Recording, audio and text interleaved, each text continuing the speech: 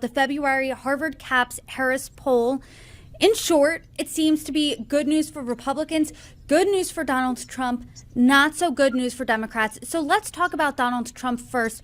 You have his approval rating, and it's pretty good. What is the president's approval rating? What do voters think about him about 1 month into his second term?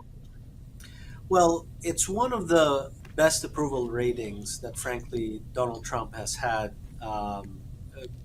in not just in this presidency, but across his public life. He starts off at 52% job approval, and his favorability is also at 50%, with a net favorable of 7 points. So far, so good for him as he starts the new administration. And what we're seeing is the public has very much of a wait and see approach on the new Trump administration. They want to give Trump the ability to play his hand and make or push for some of the changes that they elected him to push. But they're also still concerned about inflation. They're still concerned about the economy.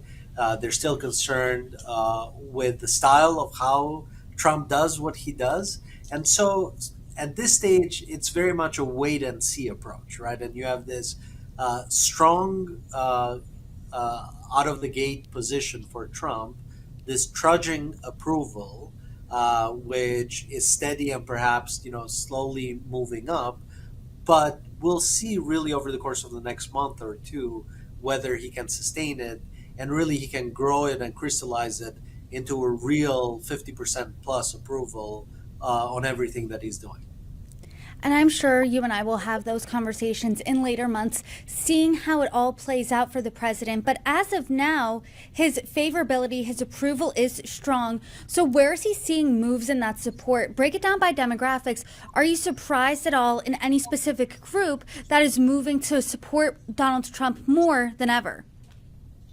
So I would say that we are seeing positive shifts in approval and positive movements in approval amongst the groups that supported the president, right? And so when you look at approval amongst Republican voters, it's at 89%. Approvals amongst male voters is at 57%. But what's surprising in the data is that his approval, for example, with younger voters is actually not bad, right? For 25 to 34-year-olds, he's at 46%. That's better than he's performed in the past with this group. For 35 to 44-year-olds, he's at 54%. 45 to 54, he's at 57%, so inching upwards. So some really strong findings for Trump, and the picture holds up also when you look at Hispanics, right? His job approval is at 50% with Hispanics.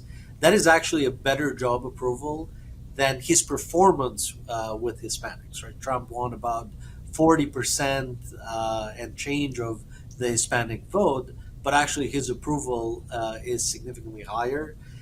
He's outperforming his vote performance with Black and African American voters. His approval is at 33%, which again is better than his voting performance. And even with, I would say, with urban and suburban voters, right? His approval with urban voters is at 49%.